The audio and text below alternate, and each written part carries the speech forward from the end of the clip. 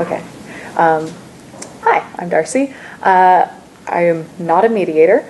What I am is a writer and a filmmaker, which is why I'm running a bunch of cameras right now, and I know there's some frame dropping happening on the live stream. I apologize.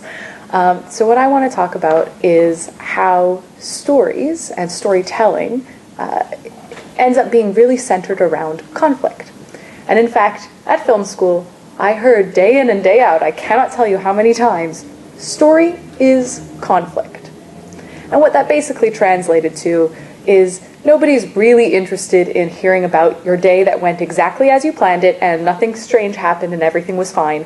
And people want to tell their stories similarly about how awful the traffic was and it was impossible to find parking and also a squirrel darted in front of me and I swerved, and those are the interesting parts of the story, not about I got dressed as I always do and I walked to my car and it was normal.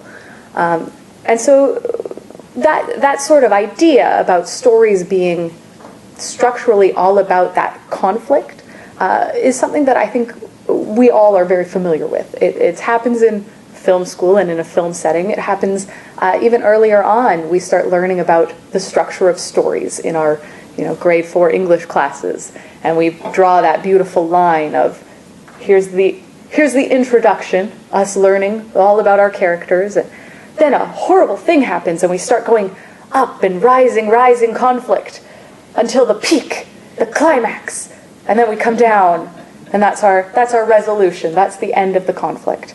And that is how we talk about stories to young children. We say this is how a story works. There's a huge conflict. That's the meaty middle part of your story every time. And we keep using that. We get a little bit more sophisticated as we continue in our storytelling practices. We start talking about it in terms of acts. Act 1 is our introduction. It's a little bit shorter. In a feature film setting, it's about a half hour, and you meet all your characters, you set up what their normal is.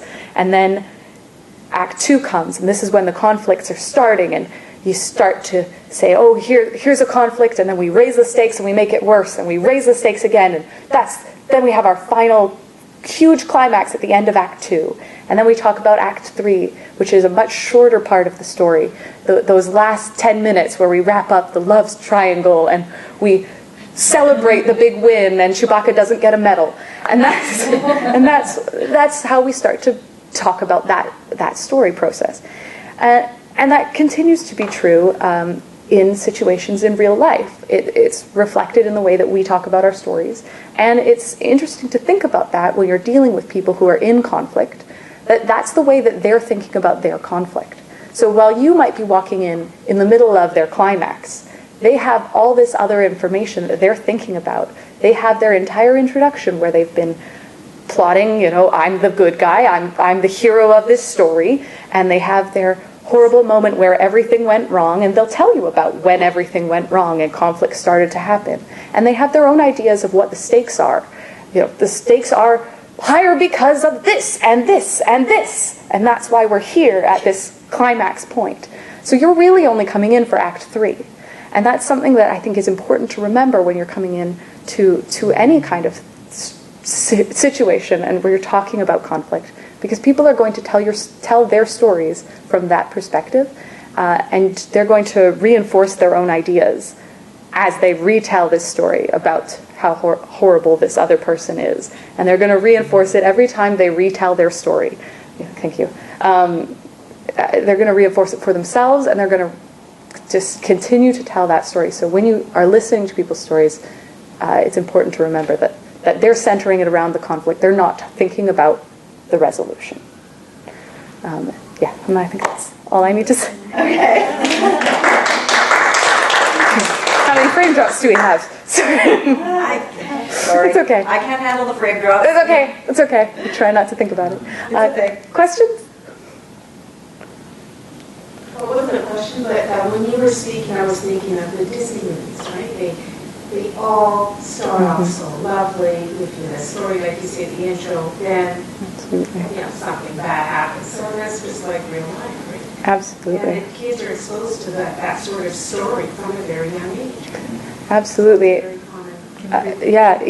So the comment is that kids are introduced to this kind of story structure and this big conflict situation from a very young age, even in Disney movies that all begin with the peaceful moment and the good song, and then, oh no, big crisis. And I would say that's absolutely true. It's there in all the Disney movies, which are all very, very structured. But it's true in most media, in the Harry Potter series, in most books, all the short stories we read in school so that we can learn about story structure. It's there in all of the media that we are ingesting from a very young age.